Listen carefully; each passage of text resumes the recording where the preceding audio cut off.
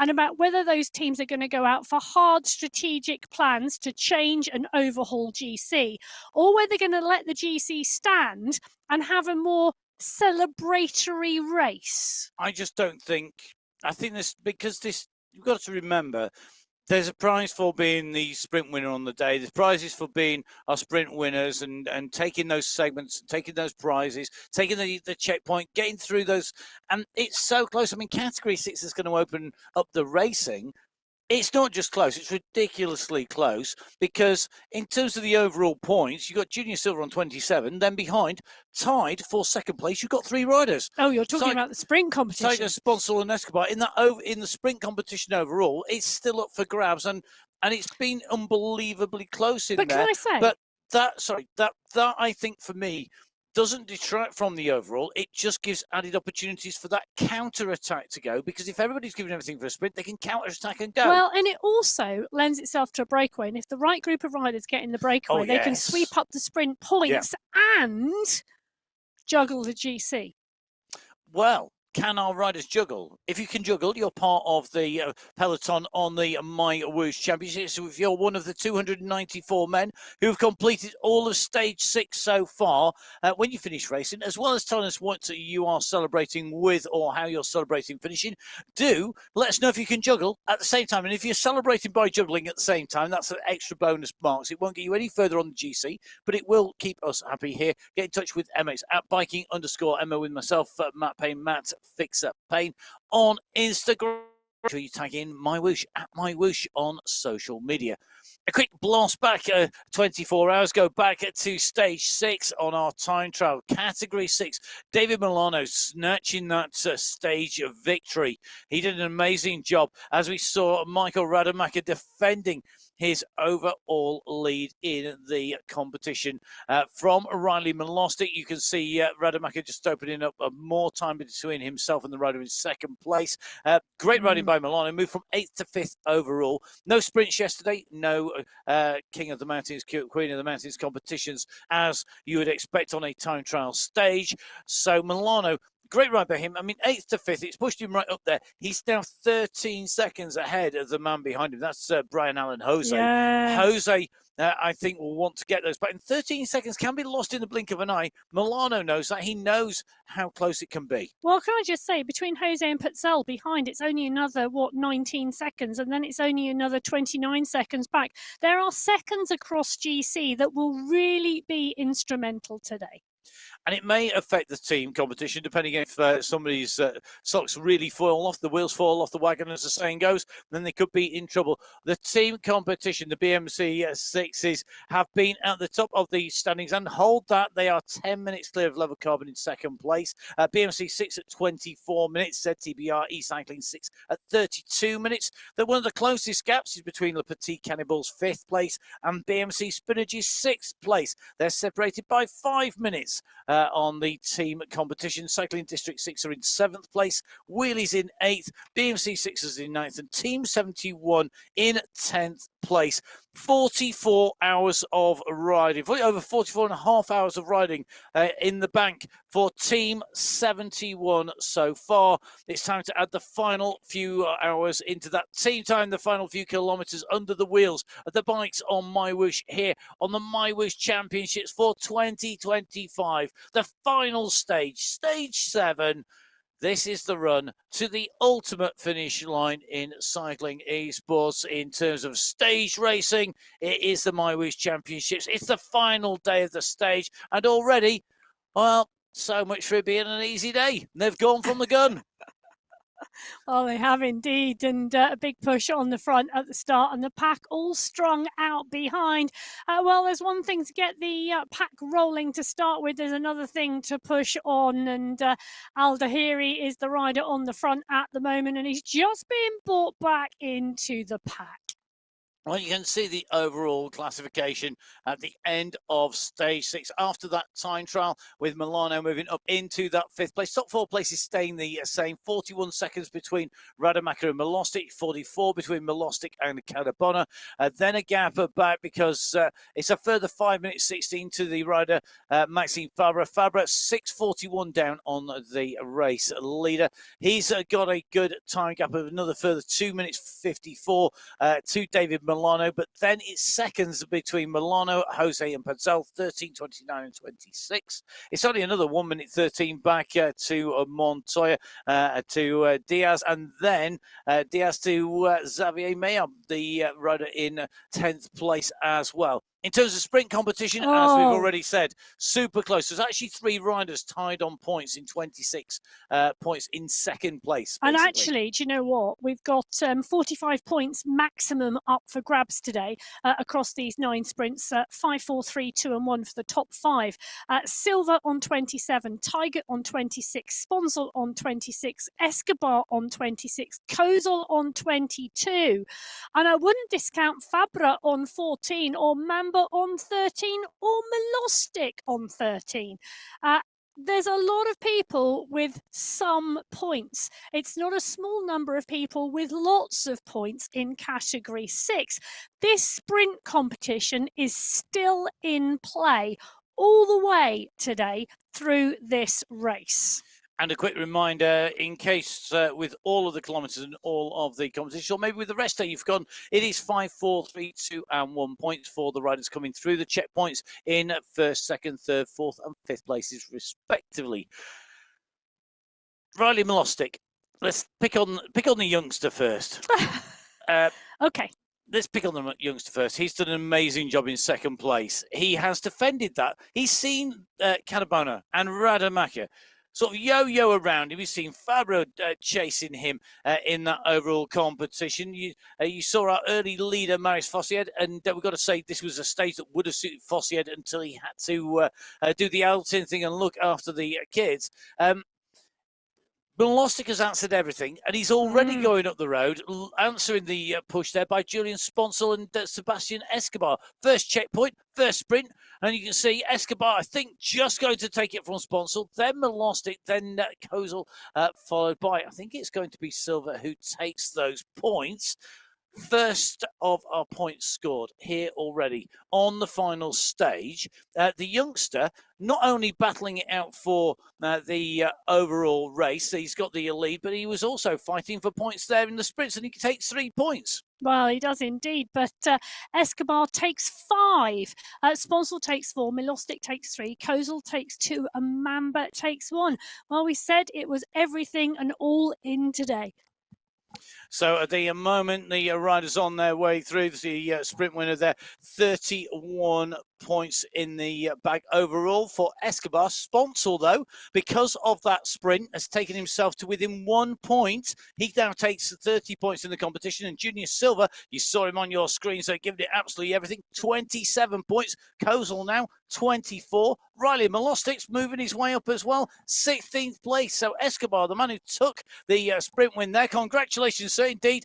Fantastic riding. You take the lead. You've got the lead at the moment in that sprint competition, but it's very, very close indeed across all of the categories. Yeah. And I'm just going to put this out there, and this might be confusing, but bear with me on this one. I was just checking how many points our riders have, bearing in mind that there are more sprints in the men's race than the women's. In the women's competition, we saw riders go over the 100-point marker. Yes, we did. And they started remembering they've had less chances to score points you exactly on the way through. How many opportunities they've had. So the women... So you add that up, because I'm just going to get to the... Don't need to add up, it's already done. Oh, go on then. So the women had 22 sprint points across the 7 stages. The men have 25 sprint segments across the 7 stages. Well, so far, Christopher Morgan is the highest point scorer with 64 points. And he's pretty much one of only 2 riders, the other being Michael Vink, that could go over the century. Whereas in the women's competition, we saw a number of riders go over the century, get over 100 points. Now, in with Rademacher, the leader in the overall competition. Rademacher, we saw his move up through the standings coming. He steadily made his way up through, but his real big breakthrough came when he moved up into the top 10. He did that on the mountain climbing stage, moving up into 4th place, and then we saw him take the victory. So the mountains really have moved him right the way through, haven't they? He's put him in there and he's stayed in command. Stage 1, he finished 14th. Stage 2, he finished 18th. Stage 3, he finished 10th. Then on stage 4, he finished 2nd. Yep. Stage 5, he finished 1st. And stage 6, he finished 2nd. He has really come into his own in the climbing stages. Well, one of the most sartorially elegant men in cycling was Jake Sebster on the way down the road at the moment. He just sprinted over the top of the bridge. Sebster's been riding well as well. Not necessarily the rider at the very front of the standings, but he's definitely been contributing not just to the riding, but also to social media. Been a great account to follow. One man who we have been following, Orlando Montoya.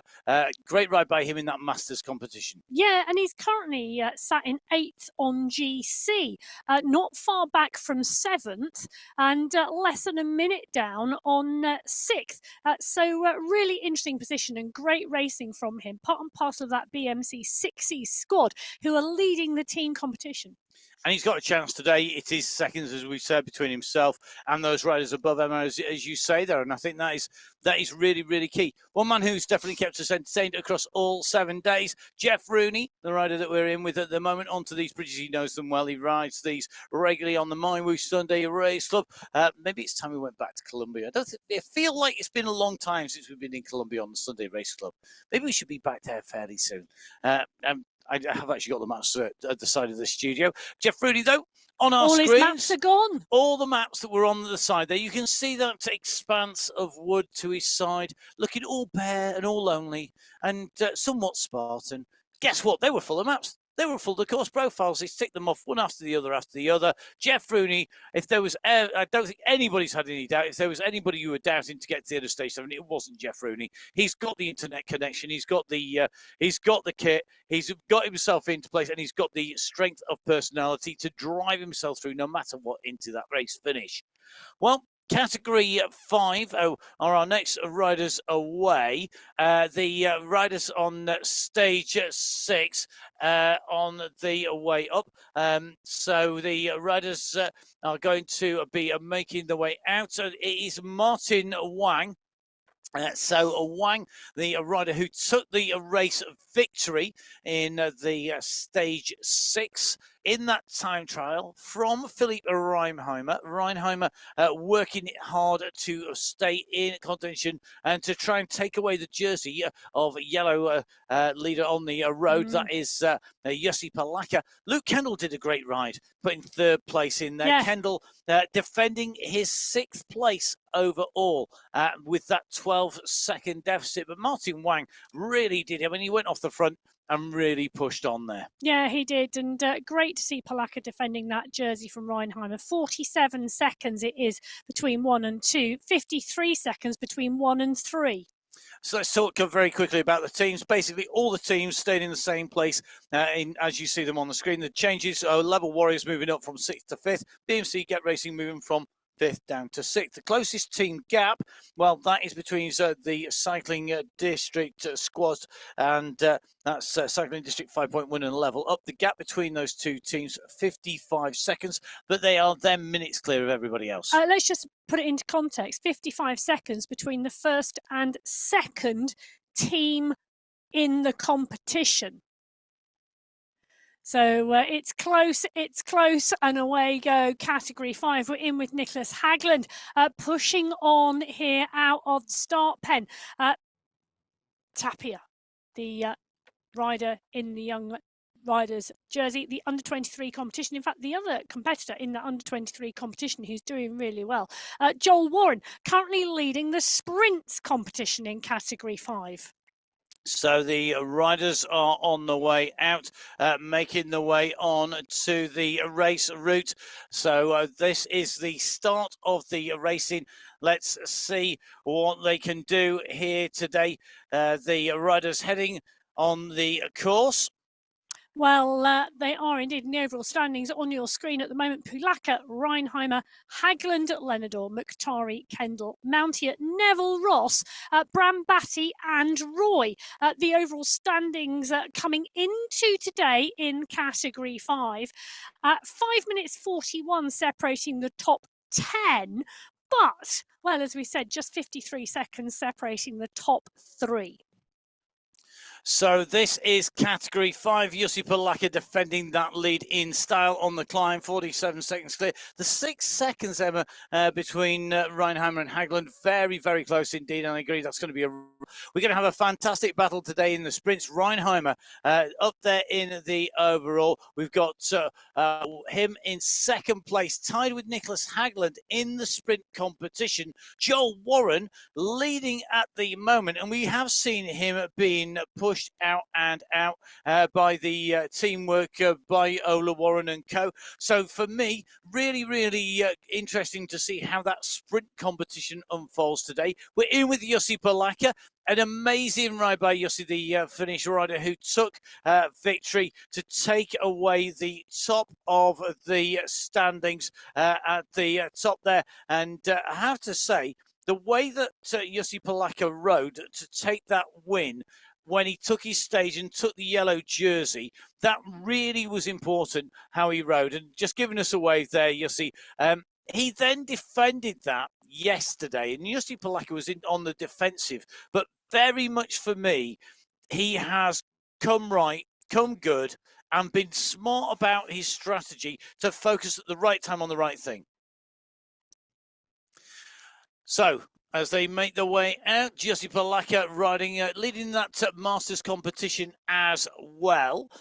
Brilliant to see he's holding that jersey. He's got the yellow jersey. He is nicely in command of that.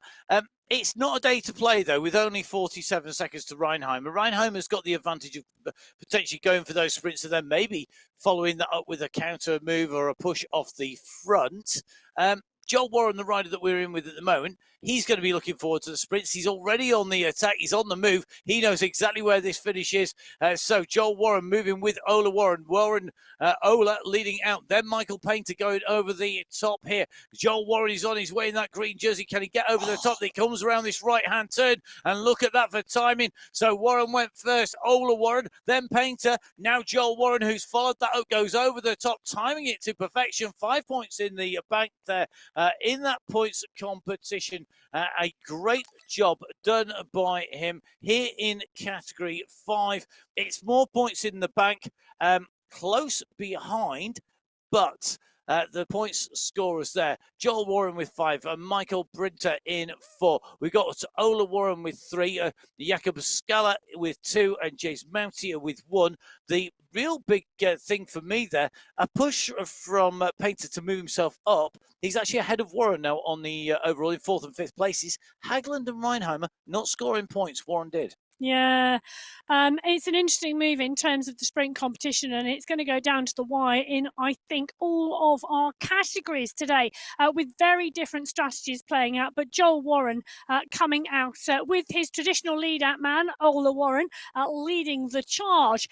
They really have focused on this competition, the Level Avengers, in terms of pushing Warren through to that. It's going to be interesting to see where they finish at the end of today.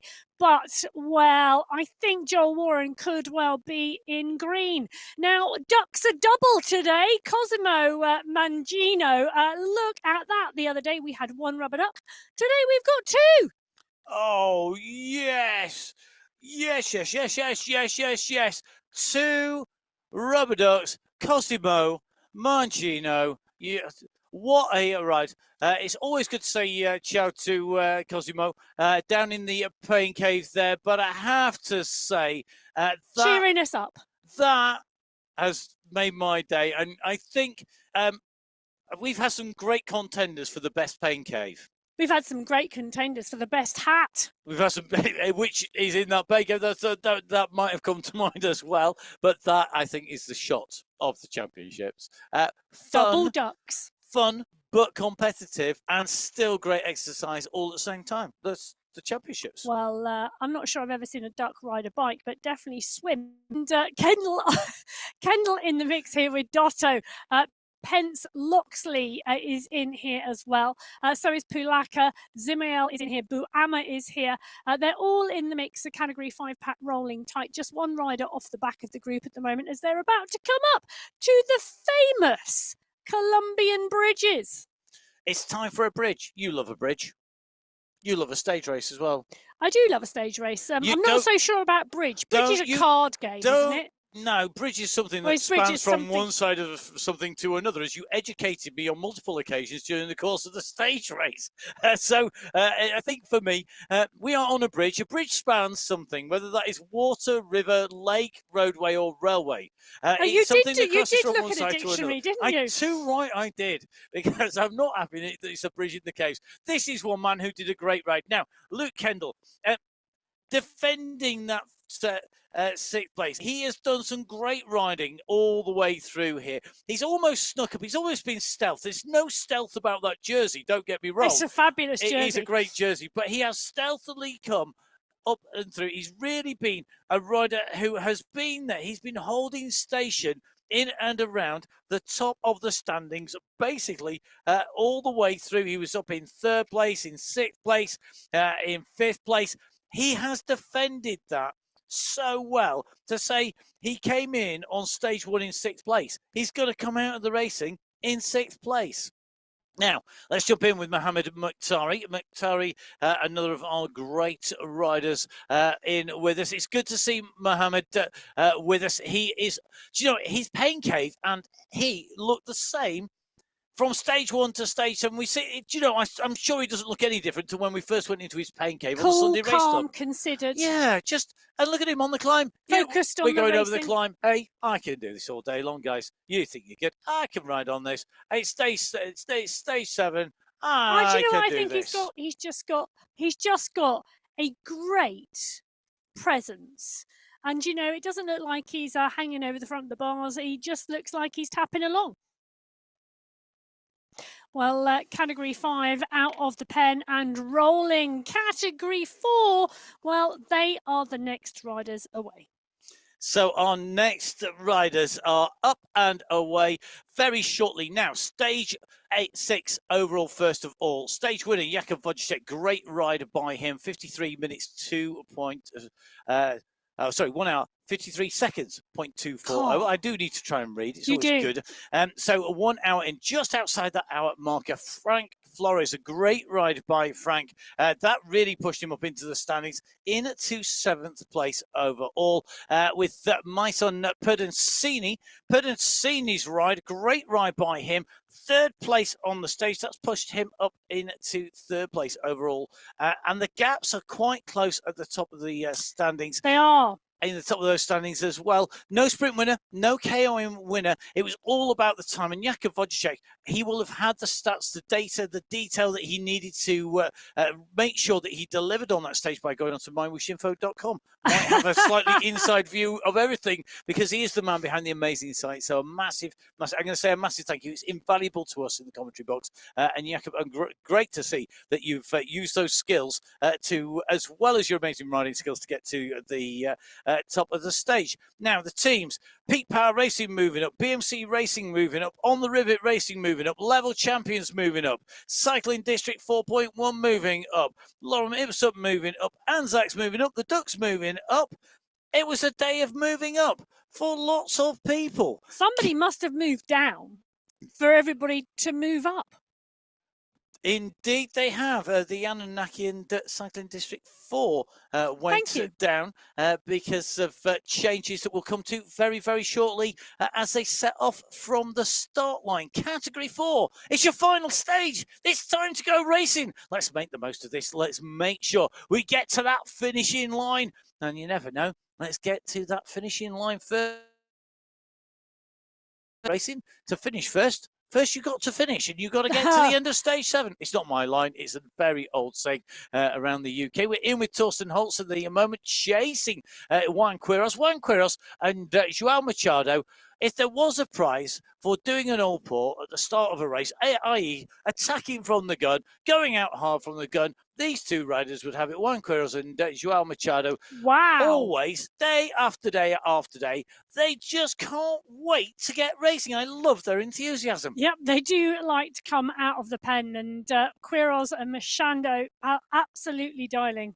They certainly are. Now, I said we would come to why there was so much change in everybody moving up. Everyone on the top 10 has moved up, and that is because our long-time riders in the top of the standings, Ibrahim and Ramirez, and in fact, our King of the Mountain leader, Mohammed El Alami, unfortunately have reached the stage in the championship where they have been disqualified. Now, that isn't necessarily for anything untoward, but unfortunately, if you have an issue, say, with your heart rate monitor, or if your internet connection goes out in a stage, you can find yourself annulled from the stage. Two times annulled equals a disqualification, and that takes you out. Now, we don't know why precisely Ramirez, Ibrahim, and El Alami are out. That would be wrong of us to speculate on any of that. We don't know what that reason is. It is in the rule book, and all the rules are on the MyWhoosh.com website. The race control and committee have double-checked it on the way through. The result is Jakub Wojciech, with that ride yesterday, takes the overall stage lead. The other things that have happened in the competition, it does mean now that Nicholas Spratt, as well as being our sprint leader, he's also our KOM leader as well, because of that disqualification of the top two riders overall, as well as Mohammed El Alami. Part of the rules and racing. And if you're doing a road racing, it could be that your team bike's got stolen. It could be that you have an issue out on the course. It's the same thing here on Cycling Esports. Let's go back to the racing though, Emma, and our riders who are out there. Well, we're coming up to the first sprint checkpoint of the day at the 2.3 kilometre marker. We're 400 metres out, and the race, well, there's a huge push off the front at the moment. Machado, Robinson, Kirchner, Moreno, all in the mix here. They're 4 seconds up on Roca et al. There's a 36-point gap between Nicholas Spratt, who's currently in the green skin suit, and Villarda, Moreno, Moscard. But this is the push for the front, and at the moment, these 5 riders are clear of the entire group behind.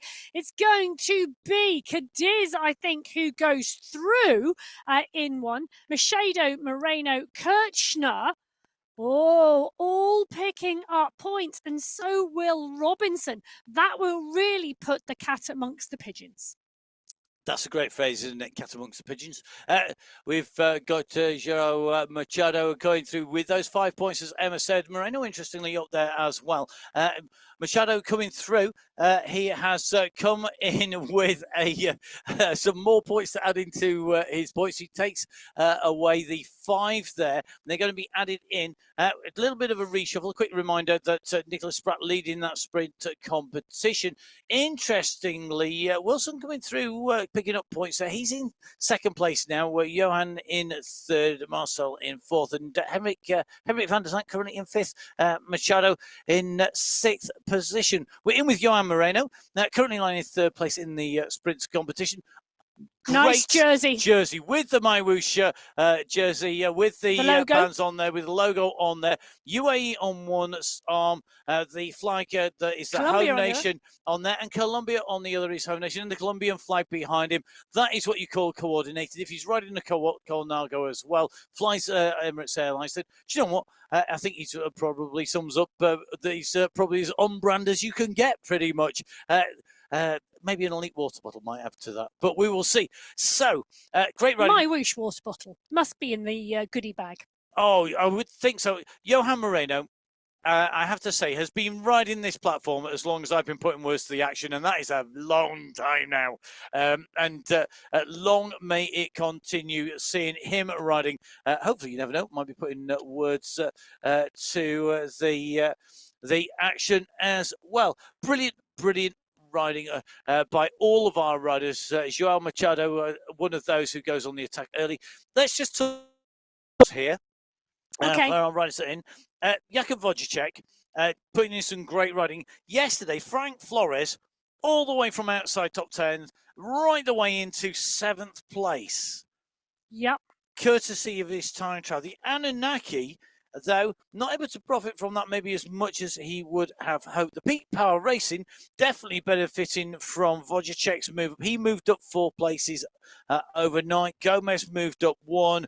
Pedazzini, he moved up 1. It's those big jumps. Nicholas Spratt moving up from 7th to 3rd. He put a great time trial in. A bit further down, gotta say, Jean Janicki has been a rider who we've known in. Hey! Now, the man with the hammer is back. Thor's hammer on his way. Do give him a follow, Joao Machado. I have to say, Emma told me the detail of the unicorn hat. I've also seen this man riding his bike with a motorcycling helmet on for the aero. Today, he's the man with the big hammer. He's going to be looking to strike. Lightning. His kids must be so proud of him, or very, very embarrassed, one or the other.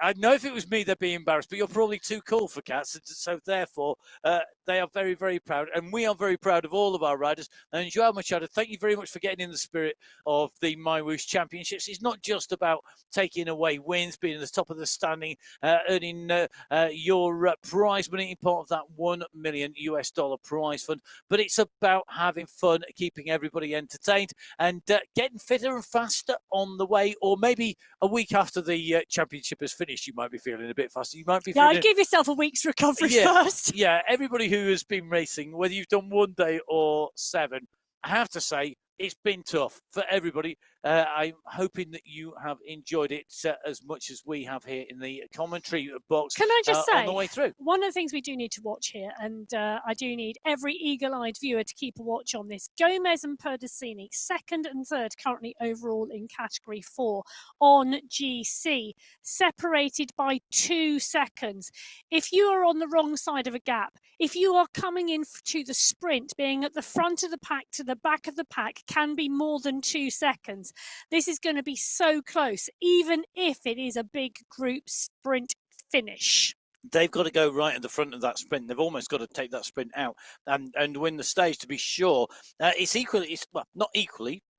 It's almost as close between Flores and Yannicki, because that is a 3-second gap between those as they started the day. Meanwhile, Junior Silva on the move in Category 6, looking to score some more points. Top left-hand side of your screen, he goes through once again ahead of Escobar. Well, and Escobar's green skin suit was lost on the second sprint and has swapped shoulders to Sponsel. I think it might be back now to Escobar. So it is a big sprint battle going on in Category 6 at the moment. And while the sprint battle in Category 3, we'll talk about that shortly. We will indeed. You were indeed correct, Emma, by 1 point. Escobar from Sponsel leading by and 4 points back to Silva. So that battle continues in Category 6. In Category 3, as with all of our categories, no sprint winner or KOM winner on the time trial stage, but our big winner, Rafael Amaro, he went clear. He rode a phenomenal time trial. We've seen him in breakaway action earlier in the week. We've seen him climbing mountains well in Zurich. He was in a breakaway of 4 there. He took away the win inside the hour marker as well. 59 minutes, 9.434 seconds for winner Amaro. Stan van Velligen, what a ride by him. That was phenomenal, and that was very, very crucial in terms of the overall classification as well. Can I tell you, Van Velligen has had a phenomenal championships. He finished 20th on stage 1, 20th on stage 2, 27 on stage 3. Then he went 16, 3 and 2. Japan, Zurich and the time trial, well, they have put him where he is. Indeed they have, and have been taking every opportunity to go clear of all the rest of the teams, including the Take That Mafia, because all the team standings have stayed the same. It's still close between Take This and Gold Grabbers, 1 minute 17 seconds between those teams. There's only 3 minutes between Level Golden in 4th place and Guardians of the Peloton in 5th, and between Take That Mafia and the Cycling District 3 in 6th and 7th place, there's only a couple of minutes in that as well. So any big disasters today, it could be disastrous for the team as well as for the individual. It's time to go racing with Category 3 here on the very last stage, Stage 7 of the MyWhoosh Championships here in Colombia on MyWhoosh. The riders away from the pens. They turn away from the cave and the tunnel and the elevated roadway, but we'll see them come in and through the finish. They're going to go out on the roads of Amazonia here. This is going to be an interesting day for everybody if Nicholas Fourier, along with Christopher Morgan, Carol Sladek, and co, decide they're going from the gun? Well, Fournier putting a massive dig in, Morgan, Oyer, Schledeck, Andrade, Brignall, Bakken all pushing on the front here. Fournier, what a drive out of the pen. Fournier, part and parcel of the Take That Mafia, well, leading the charge. Leading the charge overall on the GC, Christian Montoya defending his lead. He's only 12 seconds. 12 seconds, I'm going to repeat that, from Stan Bellingham of the Gold Grabber squad. Montoya riding for the What's Up squad. The gap back, 42 seconds from Van Velligem to Ridley. 39 seconds from Ridley to Guarin. 24 seconds from Guarin to Bakker. 30 seconds from Bakker to Squillari, 9 seconds from Squillari to Kalman, 37 from Kalman to Morgan, 11 from Morgan to Brignall, 24 from Brignall to Oyer, and they are all inside of 1 minute of each other, relative on position. This is unbelievably close. I tell you what will be happening in Category 3. They will be sticking to each other like glue. That was glue sticking. Was it? Well, yeah. They're not going to let anybody go down the road. And I tell you something, there's probably going to be some breakaway attempts. The sprint competition, Christopher Morgan has 64 points to Nicholas Fournier's 47. Pavel Gonda has 40 points. Interestingly, this gap in Category 3, 17 points in the sprint competition. And we know 45 points maximum up today available. Will Christian Montoya be part and parcel of that? Well, he's resplendent in yellow. And I'll tell you something, he's going to want to stay that 12 seconds clear of Stan Van Velligem. He is one rider who is going to be sticking like glue, and the What's Up squad are going to be helping him. Indeed, he's got 11 seconds to defend from himself and Benjamin Brignall, so we're going to see if that's going to be the case. Meanwhile, we're in with Niall Batty. Batty, the leader of the King of the Mountains. He took that on the slopes of Mount Fuji at the very last points available. The last day's stage, he took that away as we run into our sprint with Category 3, and already a long-range attack has gone from the front. There's no waiting for the last 50 metres here. Pavel Gonda, Nicholas Fourier have gone, and Fourier goes over the top of Gonda as they approach the line. He's going to take it. Nicholas Fourier takes that from Gonda, and will he keep on going? I think he's got to ease off because that was a flat-out sprint. Morgan, the sprint leader, taking away 3 points to Fournier's 5. Gonda sandwiched in the middle with 4 points behind Andrade and Sully, taking 2 and 1 points respectively. And when those points are added together, it's close. 67 points at the moment on the books for Morgan, 52 on the books for Fournier, 44 for Gonda, Amaro at 11, and Oyer at 10. Wow. So our top 3 coming leaders down. clear, but yep, that gap coming down point by point.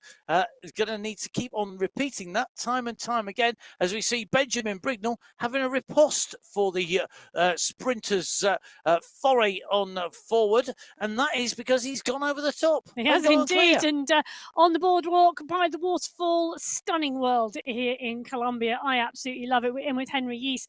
He's in that MyWhoosh jersey, brilliant in orange. 2023, that jersey, Henry Yeast. I am now going to become an. Yeah, it's Was it? Yeah, it's 2023 jersey. That one, I think that is a jersey from the championships in 2023. I could be wrong on that though. I wasn't wrong so much on the jersey, the skin suit that you have for the time. I just have jersey envy. Well, you would. Hang on, says the rider with like a kit for every day of the week. I have a MyWhoosh water bottle. Yes, you do. I don't have a MyWhoosh jersey. I need to do a MyWhoosh championship race. You Don't do. get your violin out. Oh, okay. Right. Well, yeah, no, because I can't play the violin. I'm about as musical as Benjamin a rock. Brignall on our screen at the moment, leading the charge at the moment. But there's no charge coming out of the Category 3 pack. They are back into the mix, wide across the road, steady state. Loving the number of screens in front of Brignall. Yeah, Benjamin Brignall, that's a nice number of screens there, sir. I'm liking the nice mic placement. I like a good mic. I'm a bit of a mic geek. I actually subscribe to a number of microphone podcasts about microphones. Seriously? They have podcasts about microphones? Oh, yeah, they do. Oh, and how they sound with different testing, different levels, how it responds. You can look at the frequency curve. You can look at the background noise, the inherent noise within the microphone, because microphones make noise of their own. Seriously? Yeah. I'm glad we don't have the camera rolling so you can see the disdain on Emma's face. There has got to be more interesting podcasts out there. I can tell you at least one.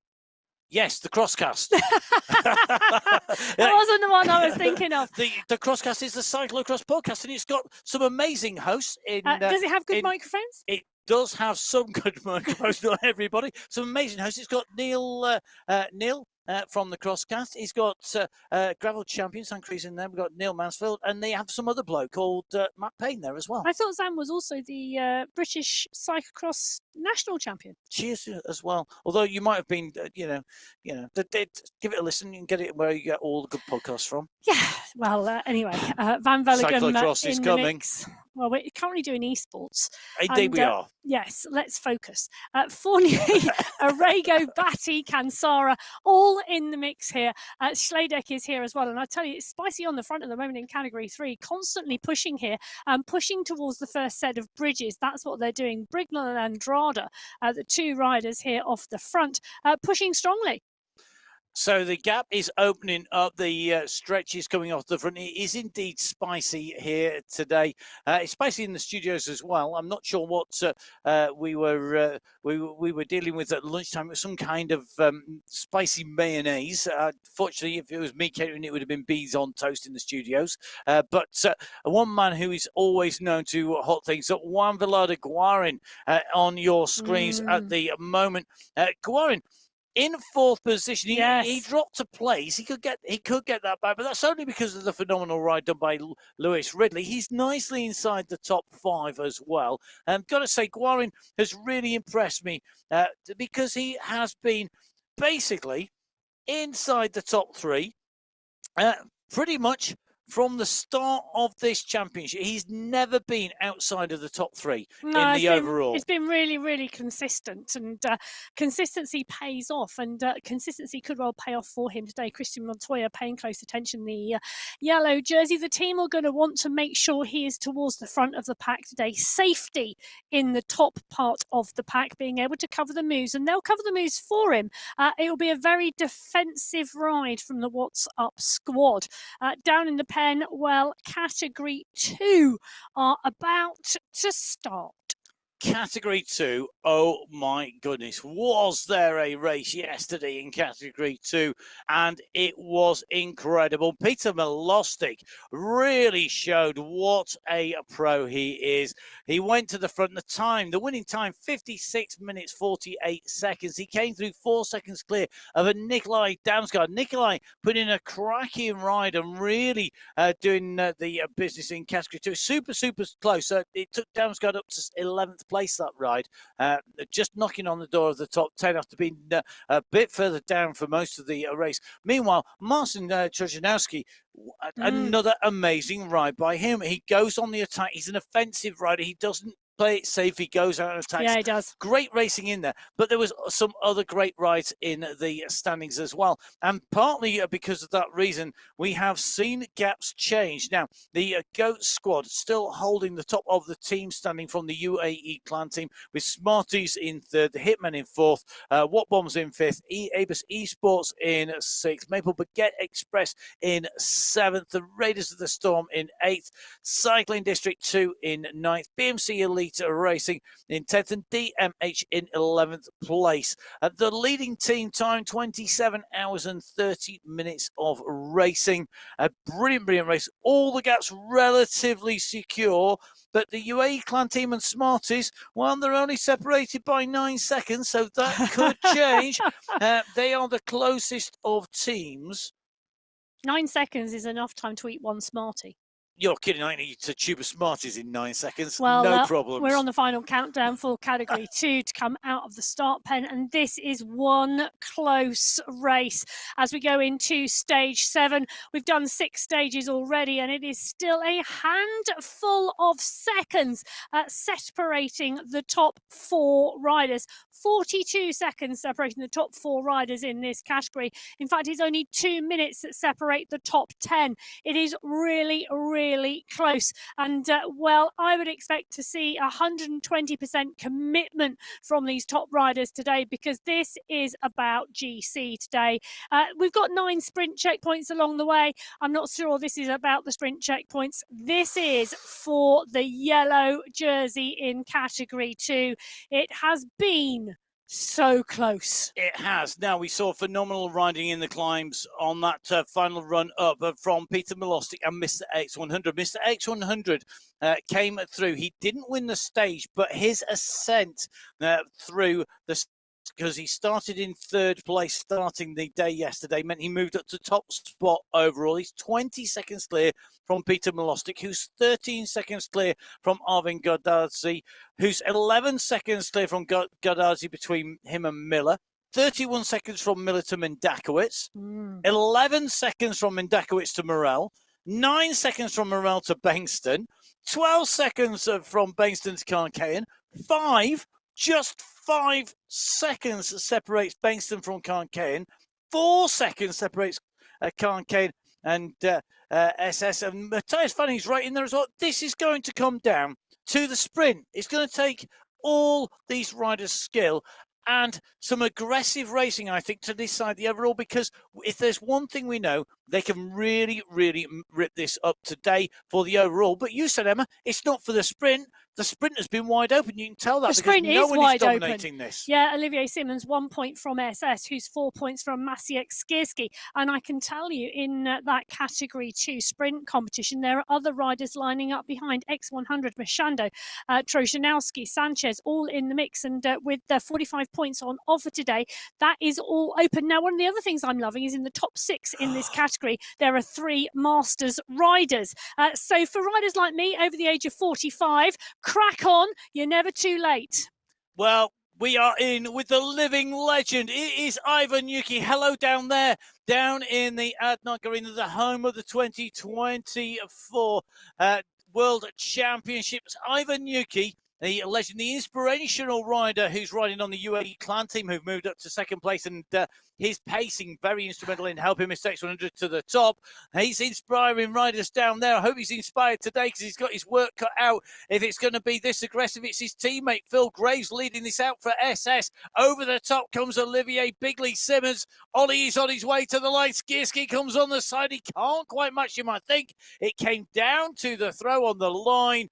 It's about that last piece of momentum and power. Simmons, Skierski, SS, Morel and Grace have gone through. What order did they come through there, Emma? Have you got them on your screen? There it They're is. on our screen here. Simmons picks up 5 points. Skierski picks up 4. SS picks up 3. Graves picks up 2. And Morel picks up 1. I think that tells us that the UAE clan team are out for the sprint competition. Simmons is up for the sprint competition. Maciej Skierski is up for the sprint competition. And Ika Morel just told me earlier on this morning he's 120% in today, because he's going to need it. He's currently lying in the top 10, and he's not far back, 1 minute 34 on GC, in 6th place. Great to see him in the mix at the front of the race as well. The BL13 Watt Bombs, well, he is their leading rider. Well, the Watt Bombs are going to be battling out for the GC at the moment as they go past the waterfalls here. The points in that sprint, let me just tell you what that's done to the overall. Olivier Simmons has 40 points overall in the sprint competition now. SS has 37. Maciej Skierski has 34. Mr. X100 has 22. Michel Machado has 13. Trochanowski 11. We're in with Maciej Mendakowicz. Great to see Maciej Mendakowicz in here, continuing to ride on. Now, Maciej Mendakowicz, we don't get to see his bike on our camera shot, which I think is a little bit of a shame. He does have some of the best vegetation of anybody's pain cave, and if there was a prize for that, he has plants, but he also has incredible skills. He's inside the top 5. His ride yesterday propelled him back up from 8th to 5th. bearing in mind, this is a rider who has been in and around the top 10 all the way through. He took himself up to the top of the standings by that sort of fantastic breakaway that he did on that rolling stage coming into the finish. And the GOAT squad, I mean, you've got Milostic, you've got Mendakowicz, and you've got Kane on that GOAT squad. So they've got 3 riders in the top 10 on GC. And they really do like to attack. They drive from the front. And I do wonder whether we're going to see the GOATs team with those riders pushing on today to really cement GC. And I think that's going to be, I think today, there's 2 ways this is either going to go. It's either going to go flat out, or it's going to go very, very conservative. And I imagine it's going to be flat out. This is category 2, after all. They don't know the meaning of taking it easy on the last day.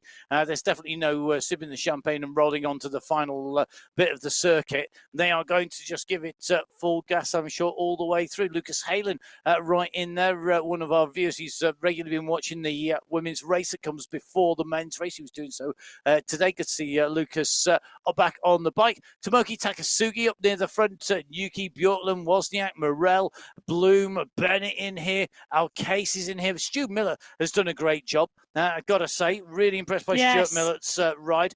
He held on to, he was the only rider inside the top 10 who didn't move position in that time overall, based on their time trial times, well defended. We're in with Martin Wozniak at the moment. Wozniak, one of our regular riders we've had a view in of. That pain cave hardly changes. I've been looking for differences all the way through. But basically, the focus of attention there very clearly, getting on the bike, putting the power down, putting the performance, very functional. Bit of strength work in the background. Yes, always handy when you're coming up over a bridge. Well, yes, Hayland, Morel, Trujillo, all at the front of this race. And the stretch actually on the Category 2 pack at the moment. Now, these bridges do stretch the group slightly. And what you really have to watch is that you don't get dropped off the back. And one of the things I didn't say, I did count up the bridges on this men's course. Go on. 27 bridges today on this course. That is a lot of effort in the legs, and for some very tired legs, it may be too much. Can I ask for clarification on that point? Is that 27 bridges including the wooden elevated roadway that you call it through the cavern? Yes. And there's 3 of those. There are, but it's still an elevation.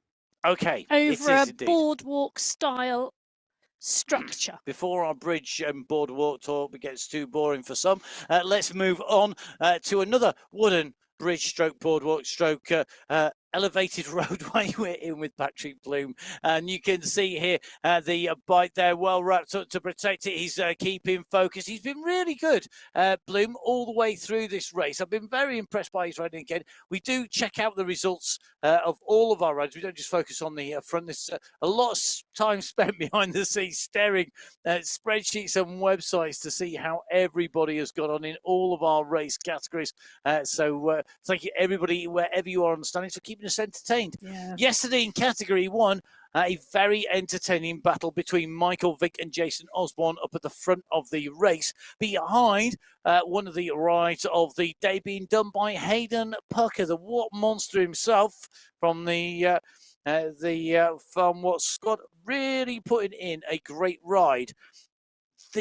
For all of its intensity of that stage 6 time trial, everybody was clearly on their limit. And the reason I say that, not one rider in the top 10 moved up or down, went up or down. Neither was there a change in the team competition positions. So Boss Moves Only squad 10 minutes clear of Abus Synergy.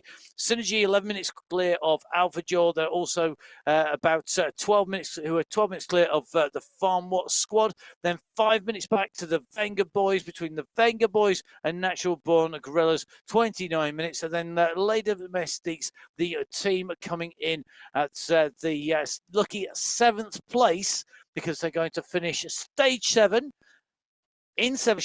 The team will be making the way in. The fastest team time overall is actually that of the Boss Move squad in category 1, as you'd expect. 25 hours, 54 minutes, 59.846 seconds of riding done for the team of the Boss Moves Only squad. They have 1 and 2 on the overall standings.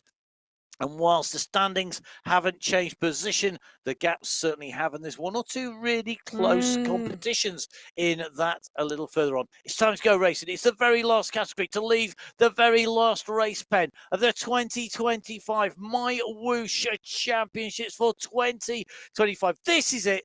This is the final race, the final wave of riders. Category 1 are off, and they are already being stretched as they come out from those pens. This is it. It is indeed. And if you are out there watching, you now need to get behind all 6 of these race fields, because this is the final stage on the MyWhoosh Championships. We're all in for the win today. And leading out the category 1 pack, Christoph Kroll, Thomas Thrall, Michael Knudsen, Dan Jurek, all at the front of the group. And Matt talks about the top 10 staying the same yesterday overall on GC. Vink to Osborne, 53 seconds. Wu, Jones, Safrazadi, Van Elst, Pucker, Knudsen, Skierski and Jurek. Now let me tell you about those close time gaps. 5th and 6th, so between Said Safrazadi and Stefan Van Elst, there is a 2-second gap. Between Stefan Van Elst and Hayden Pucker, there is a 6-second gap. So yes, that makes 8 seconds between 5th and 7th place. That could all change, even in a big sprint. But the question is it going to be a big sprint today, or are we going to see breakaways and the action already underway? And just outside that top 10, it has to be mentioned, 4 seconds off the top 10 is Leonard Chugels, just behind Dan Churek in the Alpha Jaw squad of Churek and the Aber Synergy squad of Chugels, battling it out week in, week out on the Sunday race club. Very much a rivalry there between them, and we'll see that unfold as well. Lots of gaps inside of a minute in the classification. The closest one, the battle between Safrazadi and Van Elst, but Van Elst to Pucker, I think exactly, very much a case of what's going to happen there. Will it unfold? Kel Power already having to lose exactly the jersey here, because this group are up the road, aren't they? Well, they are indeed, and this is a concerted effort in the sprint competition here, because Michael Vink has 60 points, Jasper Paradians has 48, so there's 12 points in it at the moment, and Power part and parcel of the Aber Synergy crew, which is where Jasper Paradians' home is. So these riders here working for Jasper Paradians. Looking to bring Paradians into the sprint in contention. They come around this left-hand turn. It's just coming up in front of them. It's just outside, round the right-hand side behind the house, hidden there. It does mean that you need to know where it is. You've got to be able to be a good judge of the speed and distance and have a quick snap. Here goes the snap. Here goes the explosive effort. Massive kick comes from Paradians at 11 watts per kilo. Now 12. He goes over the top. He's right onto the front, but here comes Michael Vink at 12.5 watts per kilo. Paradians answers at 13.5. Vink goes over the top. Paradians can't answer him. Oh my goodness. That's just sprint number 1. Vink versus Paradians goes right down to the wire. Well, if anybody thought Michael Vink was tired after taking the lead in the mountains and having to defend it right the way through, oh no. It's back to business as usual on the sprints. I'm going to play you at your own game, Jasper Paradians. 5 points to Vink, 4 to Paradians, 3 to Ollie Jones, 2 to Niall Pedersen, and 1 to Paul Skierski. Well, and it's interesting, isn't it? Because the gap at the start between Vink and Paradians was 12 points. It's now 13 points. It's not insurmountable. But what the team have got to do from Paradians is they've got to get in between them. It's no point having a 1-point gap. What they're going to need to do if they want to beat Michael Vink in this sprint competition is put Jasper Paradians at the front and then pack riders in between so that the differential is more. Michael Vink has looked metronomic day after day after day. And is there anything or anyone or any team that can stop this man today? His internet connection is not known as being the most reliable. I hope not. I'm sure he's got it hardwired in with copper wiring and super soldered together. But I think we will have to see. I think Michael Vink, at the moment, to be honest, he could have a power blackout in New Zealand and it would not make the slightest of difference. I think you'll find. Because the offline mode would kick in with Whoosh. He could get back in the game and then race to the front because he's just so good. I agree. I mean, joking aside, Emma, Michael Vink has shown just why he's such a consummate professional. He's got the whole package of skills. He's got he is the real deal. He is just, I think, unbeatable. And I just don't see how anybody breaks him. At the moment, you've got to give it to Ricardo Panizza. We've seen him on the move before. He's on the attack with Christoph Kroll. They're looking to go down the road. I think this is what they've got to do. They've got to look for every chance they can. The problem is that the group comes back on their heels, whether or not they're lapping riders who are already onto their second lap. And the group is so strong. The riders are so strong. You're going to have to just put in repeated attack and attack and attack over all of those 20, however many bridges, 24 bridges and 3 elevated roadways. Well, it's funny, isn't it? Because I'm wondering whether we've seen some allegiances between teams here. Because Pedersen, Freyert, Panizza, Milostic, Kroll, all the riders here in this group. And look at the gap they're getting. It's 8 seconds at the moment. Freyert. Well, let's just take a look, shall we? He's on our screens. There he is. He's on our screens at the moment. Good to see you, Neil. I am loving to see this is a real shake-up and a breakaway going on. So in this group, we have Panizza. Who else do we have? We have Panizza. We have Linda Milostic. We've got Neil Freyert. We've got Niall Pedersen, Christoph Kroll, and that should be your 5 riders. So the Wenger boys, Milostic, Panizza. So we have the Wenger boys: Milostic, Panizza, Kroll, and Pedersen. 4 Wenger boys outplaying. Wenger. With one of the natural-born grillers, Neil Freyert. These 4 riders are not up in the top 10 on GC. The teams are not up in the 1-2 in the team competition.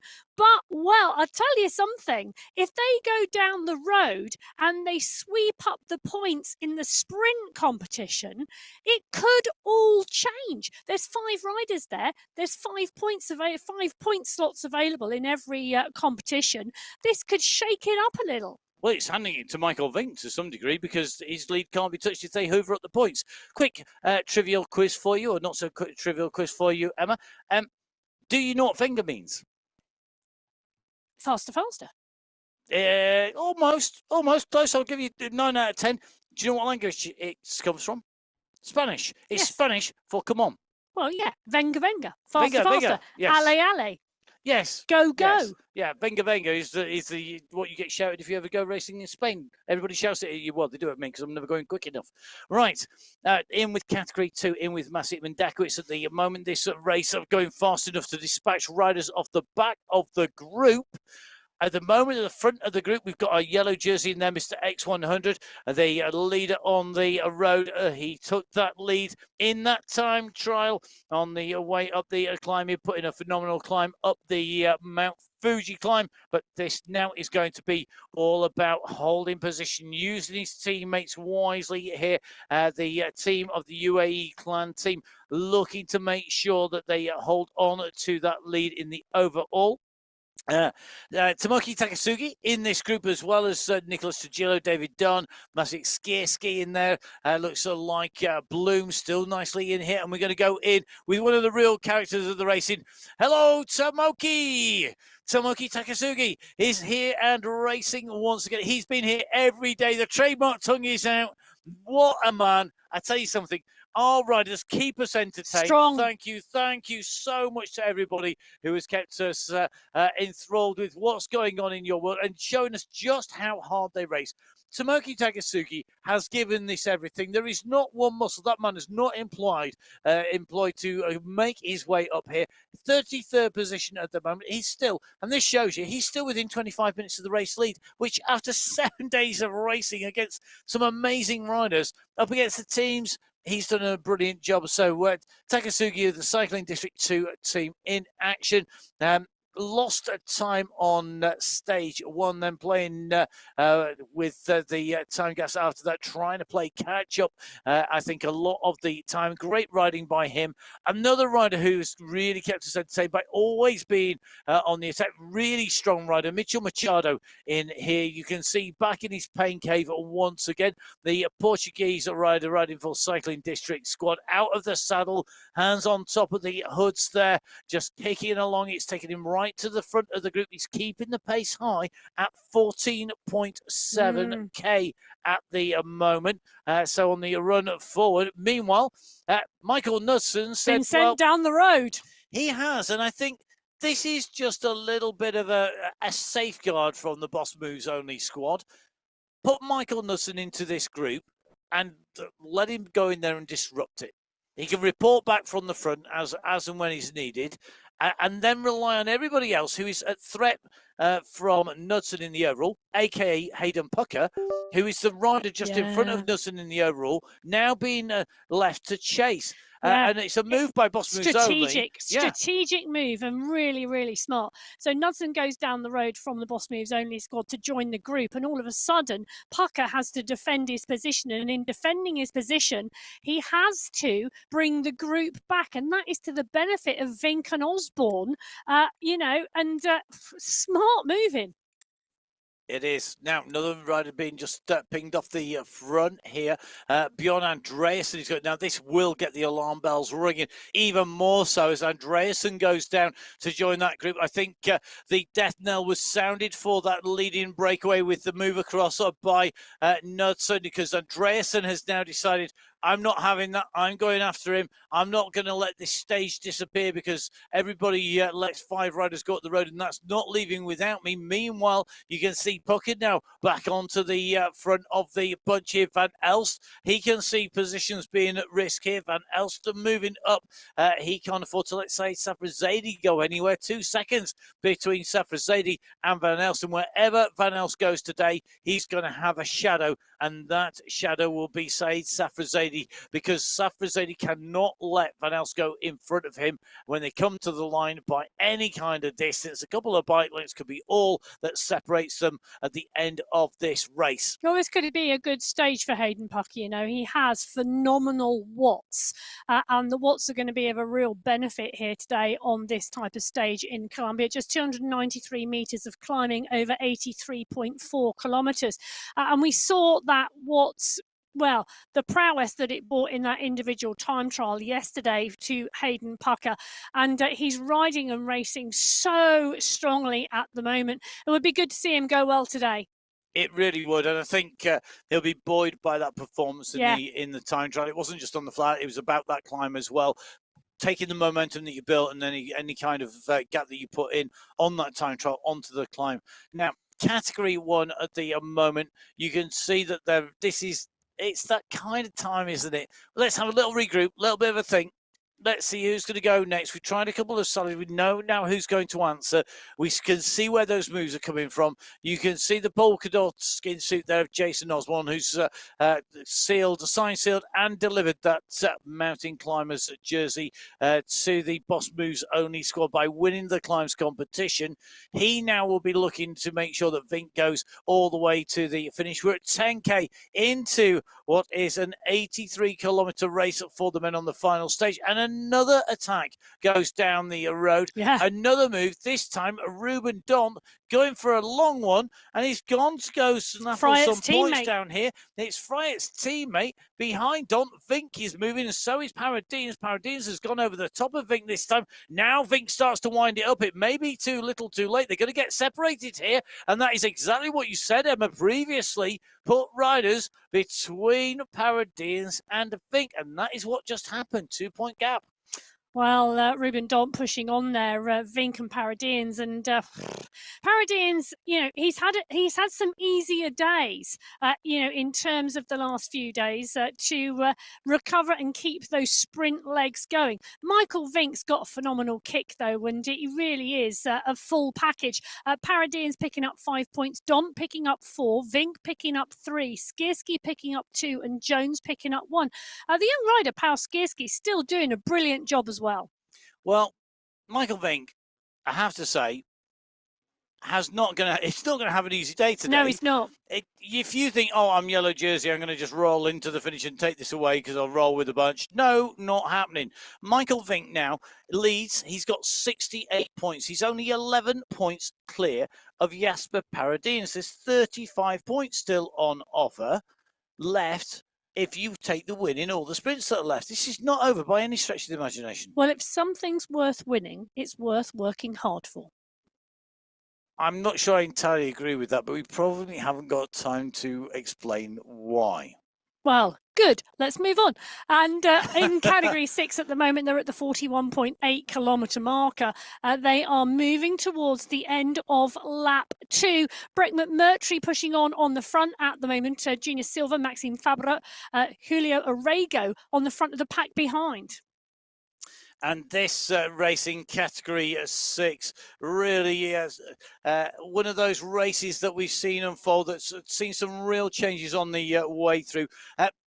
We did talk earlier on about our early leader, Marius Fossier, not being able to continue right the way through the stage. Oh, he's watching race. though. He is indeed watching. I'm going to read this out because I think he probably sums up everybody who's watching and who's not riding. This is from Marius Fossier. Good luck all. I am jealous. Hopefully the next championship is just weeks away. I love the live stream. Thank you very much. And this championship has been awesome. See you guys in the Sunday Race Club. Love from Marius Fossier. That for me is why not just we do, the whole team does it, the whole of MyWhoosh does it, because we're providing the opportunity to race for everybody from category 6 to category 1. Don't ever let anybody tell you that the next championship is just weeks away. I wish it was, but there are the public qualifiers. Whatever category you are in, go race the public qualifiers, see how you stack up, and don't forget Sunday Race Club, 52 weeks of the year. Yeah, it is indeed. And Matthias Van He, well, Van He is back. He's back at the front of the pack and he's back here driving for the line. They are indeed pushing on here. Kalman in 2, Hansen in 3, Ospina in 4, Becker, Halen, Wozniak. This is just one big drive from Van He here, trying to stretch the group a little. 1 or 2 riders dropping out the back, doing good work. And Matthias Van He, let's not forget that he was a leader in category 2 previously, dropped down outside the top 10 before the time trial on that big mountain stage of Fuji, then moving back up into the top 10 yesterday in the time trial, so pushing himself back in to the prize money. Quick reminder, you can see the breakdown of the prize money on the MyWhoosh.com website. Go to the events page, go to MyWhoosh Championship, the rule book and all the road book and the guidelines, everything's in there, loads of reading material, but you're a bit late this time, you have to wait for the next one. Well, really interestingly, Van He, he's only 4 seconds back on 9th. He's only 9 seconds back on 8th. He's only, 17 seconds back on 7th. Yep. And 26 seconds back on 6th place. He can see progression ahead. A small group breakaway could well do this, you know. And he is being instrumental in those attacks, part and parcel of that ABUS esports squad. Hansen here too, right up the front. Ross Fawcett here as well, right up the front. Category 2 is just going to keep going and going and going. And the gaps in the racing really, really tough. Hansen representing the Fast Guy squad, and right behind Adrian Alvarado, who was riding so strongly in the climbs competition as well. Meanwhile, Nathan Guerra on the front at 7 watts per kilo. Guerra not content to let this roll to the finish. He's on the attack. You can see him in person. Left-hand side of your screen. You can see the avatar right-hand side of your screen. Nathan Guerra been on the podium positions. He's been right up there. He's been battling. I really, really hope Nathan has enjoyed his racing here once again. And a regular competitor on MyWhoosh on the Sunday Race Club, regularly racing in category 2 now, and riding right the way through this championship, doing a great job of getting and letting his legs do the talking in the racing. Not his day when we hit the big mountains. No, he's currently lying 18th overall in category 2, and you know, strong racing. He is behind Bert Cahen, and he's ahead of Ross Fawcett, so he's got great company. Carlos Ospina is in the mix as well around them. You know, he's not far off, and some days much stronger than others. He finished 6th on day 1, 3rd on day 2, 14th on day 3, then 8th, then he's had a 20th and a 30th. So the last 2 stages have really not gone his way, but some great racing, and this is the type of stage that does suit him. Oh, yeah, a fast, hard race. I'll tell you who else it suits. Jakob Björklund, another rider who you could say would like this. I think he'd like a few more little punchy climbs in there. 27th overall at Bjorklund for the Maple Baguette Express. The Maple Baguette Express sitting in 7th place at the moment. They're only 5 minutes down on ABC Esports in terms of that team competition. He's now moving right up to the front. We're at 22.6 kilometres, just having come out from the far side of the tunnels going into town. Interesting, actually, isn't it? Because the push on the front now, Bjorklund and Guerra, from that Maple Baguette Express squad, Godzari, Gombert and Havo are the other riders in that crew. But Becker is there, Miller is there, Kiddle is there, Mundell is there, and they're all now regrouping. But continually, Category 2, attack. And this is what we said early on, Matt, because the time gaps are so close in Category 2. Things could still change, whereas in some of the other categories, GC is a bit more firm. Firm. That's a good word. Nothing is set in stone yet, is it? It's like firm. Yeah, it's like concrete going off, or which is particularly applicable given that there's a new floor going in at the Full Speed Event Studios down the road. Firm. It's like going off. It's not yet set. It's not yet unchangeable, but it's getting there. Yes. Okay, let's take a little bit of a dive back in with Category 1. A little bit quiet at the moment. How long's that going to last, you reckon? Not very long is the answer, says everybody, because this is Category 1 here on the MyWhoosh Championships. We're in with Mikko Kaminski. He's out of the saddle here in that Polish jersey. And we have talked about strong nations, Emma, and Brazil, Poland, etc.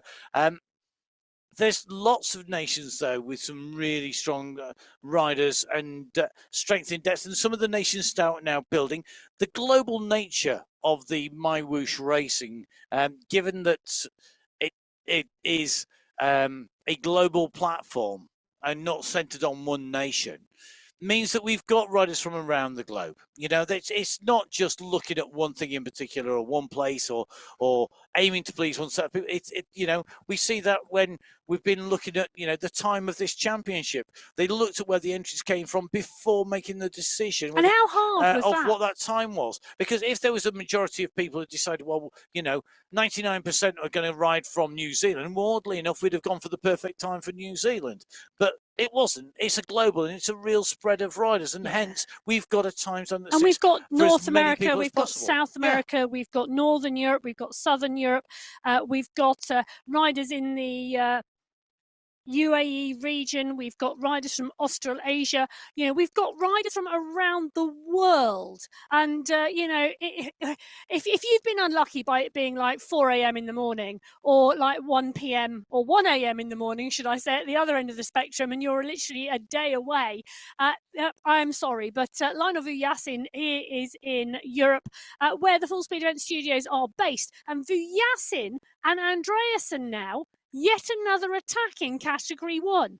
They are, and just to go back to that point of wherever you are in the world, it could always be worse. You could be like Emma, having to talk about all of this, and every single day coming out of the studio saying, I wish I could ride this. It's so true. Because no matter what time it was, no matter what time this came out, Emma was never going to get to ride this. Let's face this. I love putting words to the action. I really, really do. But occasionally I am sat in the studio looking at the racing with serious FOMO. And I have had that this week. Well, I haven't at the moment because I'm seeing some incredibly hard racing. Michael Vink, brilliant. Michael Vink in pursuit has gone clear of the bunch. He had a little bit of a warning. Vujasin went down the road. Vink is now looking to bridge across. He doesn't need to do this in terms of the overall. He will be looking for a stage finish because this is Michael Vink. But that is, as you just said, the key thing here. What he's doing, though, he's leading out Jasper Paradines in style. So look at this. Vink with Paradines on his wheel. He's bringing Paradines back into the battle. They could have just fought out for third and fourth place, but they're not.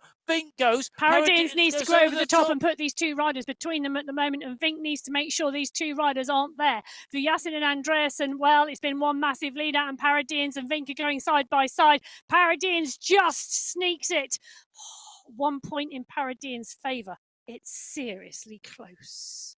It does say a lot, doesn't it? When a bad day for Michael Vink is basically coming second in the sprint. Whilst wearing the yellow jersey and being the leader in the sprints competition. It's not really a bad day. That man's got more cycling talent in his little toe than I've ever had in my life. Well, Jasper Paradine is picking up 5 points, Michael Vink picking up 4, Vujasin picking up 3, Andreasen picking up 2, and Knudsen picking up 1. And the push coming back, Andreasen and Vujasin, well, they have decided it wasn't really a push for that particular sprint. It's a push to go clear. Well, go on, keep going, guys. We'll come back to you in a moment.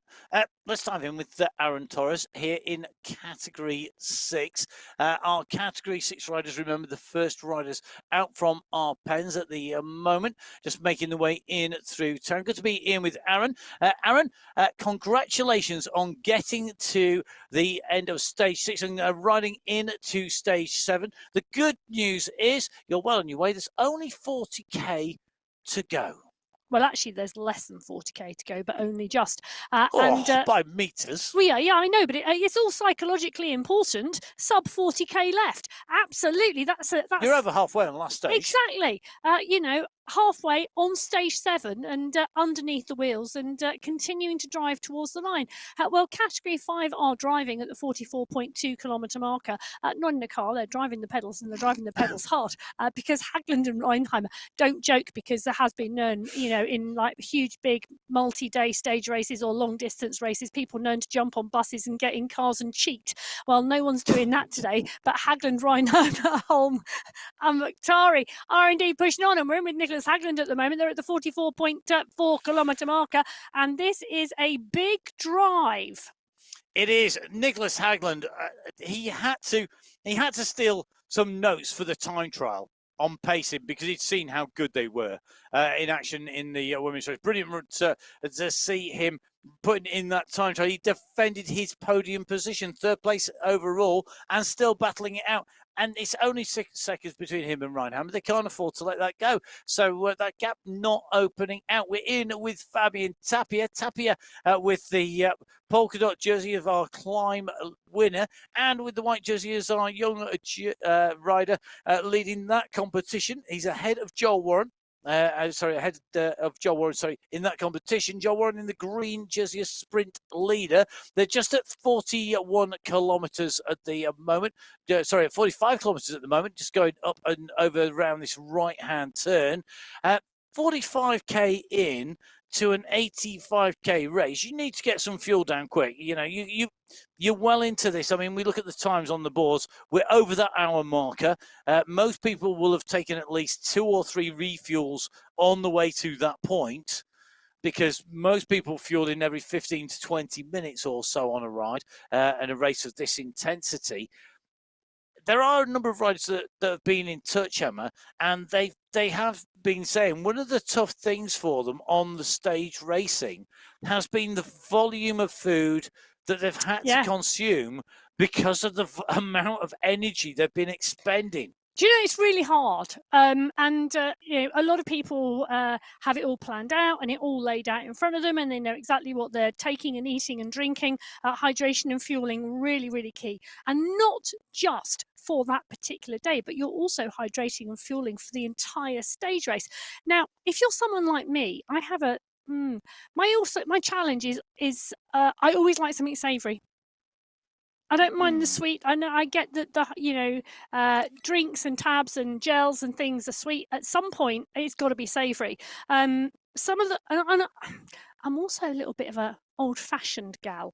I like real food.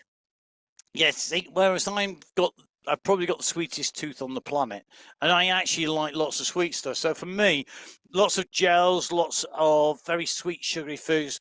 For me, not a problem at all. Just carry on doing that all day long. But it's not just about the taste, it's about how your body absorbs it, and training yourself to do that. And it's very difficult, unless you race day after day after day, to train your body to have this many carbs and this much fuel on board. And you can't do it by just racing. You have got to practice. Yes. You can't put into play something new in a big race. Never try something new on a proper race. Do it in training. One of the key things that into me when I was young, and should be drilled into all riders, wherever you are, whether you're in one of the outdoor display areas, if you're down in Adnarka watching this, if you are in Abu Dhabi, if you're in New Zealand, if you're in America, if you're in Europe, wherever you are in the world, one of the key lessons. Don't try something new when you're racing in earnest. You should try it in training first. Not Definitely. everybody has lots of time, so it might be that you try it in a training race rather than a race that's a target race, but it should still be not put Oh, into play when it really matters. can I just say, I once did a mountain bike race, and somebody handed me up somebody else's gel at one of the pit stops halfway into the race, and it was a caffeine gel. I really respond badly to caffeine, and it's the only mountain bike race I've never finished. Well, it just shows you how important it is. Emma, not a fan of caffeine. Me, that is my that's my ideal food. That would be my last meal. Would be a caffeine gel because it's got almost everything in caffeine and loads of sugar, which is brilliant. You know what a mix. Maybe an ice cream caffeine gel. Oh my goodness! Right, let's move on quickly. Yes. Before there are real challenges in the commentary box. Okay, so we have David Kowalski on our seat now. David Kowalski really has been riding well. Kowalski, one of those riders who's been battling it out for points all over the place. He's been riding all the way through. Great to have him up on our screens once again. Kowalski, 15th place at the moment in Category 3. And I think for me, we talk about riders who've been in and around the points, the climbs, they've been in the top 10. But for me, this race is, David Kowalski, he was inside that top 10. He was in 10th place, just coming into the middle of this race. He dropped down a little bit. He's still smiling as we get in towards the end. And that says a lot. We've got a few more kilometers to go in this race. This is stage 7 of the MyWhoosh Championships. If you are just joining us for the last stage, where have you been for the last 6 days? We've been in the commentary box. We would have loved you to be here, but the good news is that when you go onto mywhoosh.com, you can download the app on iOS, Android, and on Windows. You can go out and ride all of these routes that you have missed out on watching. And just as importantly, you can subscribe to the YouTube channel. And whilst you're on YouTube, watch all of the racing back. Share it with your friends. Let everybody know. And even better, come and join us on a Sunday. Now, we talk about preparation being key, as Emma's drink has finally cooled down to a temperature that won't take the roof off her mouth because it was too hot to start off with the day. That's got to be a record. We're in with Category 4 here. We're at 43.4K. And at the moment, I think this is a little bit of a sneaky push off the front here by Mosgard and Holtz. I do indeed. And Category 4, there is a push. And take a look on the top right-hand corner of your screen. It's a good gap at the moment, around 6 seconds. They've got a couple of Category 5 riders in the middle. So making use of the other earlier starting packs to go round and go clear. Kevin Horsley closing this down. But, Ryan Giuliano is now starting to pick up the pace on the pack behind. Is he going to bring everybody with him? Robinson is there. White is there. Pino is there. Okay, this is a concerted effort now to bring this breakaway back. Interestingly, small attacks continually happening. Someone always has to close them down. And at the moment, Holtz and Mosgard are the 2 riders clear, but the gap is coming back. And this is, for me, what makes it difficult for these riders as they, if you're up inside in the top 10, if you're battling for somebody in 44th and 45th place, you need to know who's around you. You need to know who is where. Who do you need to watch out for? Who can't you give any sliding room to? Who dare you let go a little bit further? Torsten Holtz here on the move with Giuliano, with Mosgard, with Horsley. They've got a little bit of a gap just opened on the bunch on the right of your screen. Left-hand side of your screen, it's a lonely road for Luke Kendall, who once again is on the move in Category 5. 3 seconds on Andrew Neville-Ross. You can see that gap is not there, but they are critically at the 50-kilometre marker. Well, and this is one of those big gaps between sprints. Kendall is also 8 seconds shy of the top 5 on GC. Yes. If he can get away, Andrew Neville-Ross, Neville-Ross is currently 8th on GC. He may well be going with Kendall because these 2 riders could do some damage, It's Neville-Ross's gap on GC to James Mountier in 7th, a little bit more than Kendall's top 5 desires. But, could Neville-Ross and Luke Kendall, the 2 teammates on the Level Warriors squad, be going down the road to move their team up and to ensure their finishing positions on GC are strong? Well, Category 5, the chase group behind is there. Polaka on the front, Reinheimer on the front. They're not so bothered about the chase and, well, should I say about chasing, because Neville Ross and Kendall are not going to give any competition to the yellow jersey. Felipe Reinheimer currently in second place. He is minutes ahead of Kendall. And so they will feel a lot more settled in their chase. Daniel Dotto on your screens at the moment. He's part and parcel of the group. A little bit of a point coming to the group now. And you can see when the group is wide across the road, the chase is not on. When the group starts to get longer, the chase is on fire. And at the moment, it's sort of wide and long, which tells me there's some intention to bring the well, Pettersson right at the front of the pack at the moment. And now the yellow jersey goes to the fore. The yellow jersey coming to the fore of the race and sitting back and sitting up. He's not interested.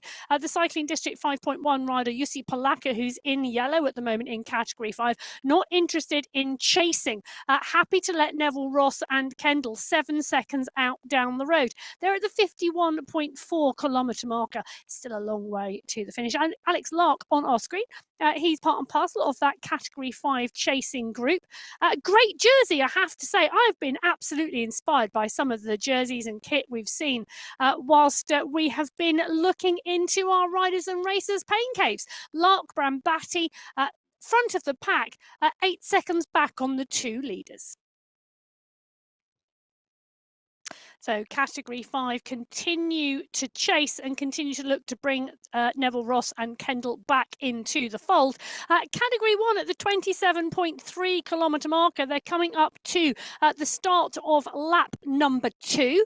And at this end of lap number 1, Bjorn Andreasen has decided it is time to go. Well, Andreasen, part and parcel of that Farm Watch squad, has gone down the road, the Danish rider, now at 8 seconds. And for Yasin, Vink, Ramirez, Kroll, Pucker, all on the group behind. Pucker, teammate of Andreasen, ensuring that the pace is really slow in the group behind. Vujasin seems to be the only rider really intent on the front of that pack in giving chase. And at the moment, Andreasen continues to push as he goes out on to lap 2.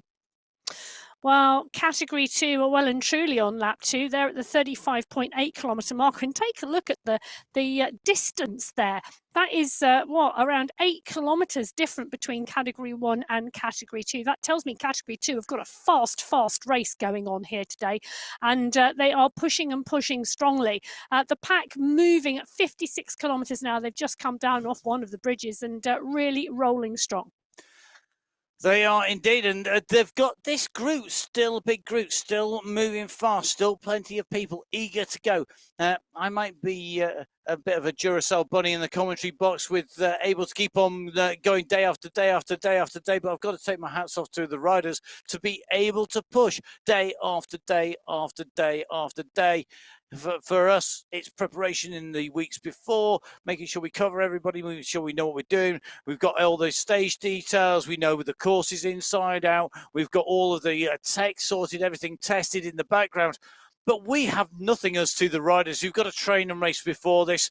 Each and every day we're here 3 to 4 hours before and probably about another hour afterwards to make it happen. And yet for us, we don't have to refuel in the same way the riders do. But we don't do have refuel. To rest. Well, we do, but not, Not in the same way. Ours is usually ice cream and coffee and some kind of reasonable food rather than just energy snacks in the studio.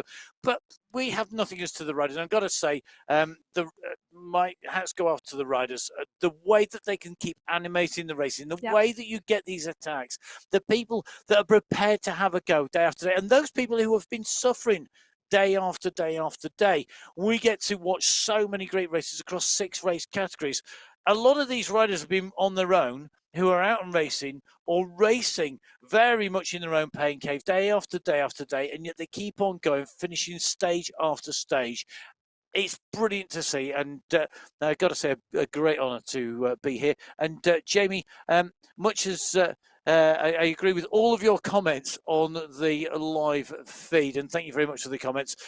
We have enjoyed it. We love Category 1, though, I have to say. The elite races, Michael Vink showing just why he is so phenomenal onto the wheels of the former world champion. Metres, 500 metres away from the sprint checkpoint. He's going long and he's going hard. Andreasen behind, Betty Vujasin, Osborne, Turek and Knudsen. I can't see Paradians going for this one too. Michael Vink is right at the front here, and I can't see him move from the pack at all. It's not going to be long until they get into that 250 marker and they see the sprint checkpoint. Where's Paradians? He's hung his hat up. Don't tell me he's hung his hat up already. No, come on, Jasper. What are you doing? Well, the gap is big. The gap is long. Come on. Winding it up now. Here goes Paradians at just shy of 14 watts per kilo. He's chasing and chasing. He's got Ruben Dont out front, but Andreasen and Vink are already through. Paradians is going to pick up 3 points in the competition, going over in third. It's got to be Michael Vink's skin suit. It has, and I'm just wondering, Ruben Dont keeps going for these. He's one of the natural-born grillers. Yes. He's trying to take points away from Paradians. Who's immediately behind Paradians in the overall points? Palskiski, but it's surely a bridge too far on a day full of bridges, because when these points are added in, 5, 4, 3, 2, and 1 for Vink, Andreasen, Paradians, Dont, and Fryatt, respectively, Vink is now on 77 points. Paradians on 65, Skierski on 38, and it's Skierski I think that Dont is working for here, unless there's some kind of alliance between the natural-born grillers and yes, but Paradians or the boss moves on. Or maybe it's just, do you know what? I've really loved the racing. I've got the chance to really race at the front. I'm going to take the opportunity. And Ruben Dont is one of those riders that, given the chance to race, he will. Well, I can tell you it's not done yet. Vink's on 77 points. Paradians on 65. The 12-point gap is still the same 12-point gap they had at the start of the day. There's still 25 maximum points available. But at the moment, Vink is showing us his heels every single time we get to those sprint checkpoints. So I'm not sure Jasper Paradians can close that gap. No, now, I've got to say hello to Palskiski and congratulations on another great race. He is one of our younger riders. He's been racing and riding up against the youngsters, against Milostic, against Pucker. And day in, day out, he's given it absolutely everything. We've seen a couple of different shots of the Pain Cave of his trophies, of the medals that he's won to date in cycling.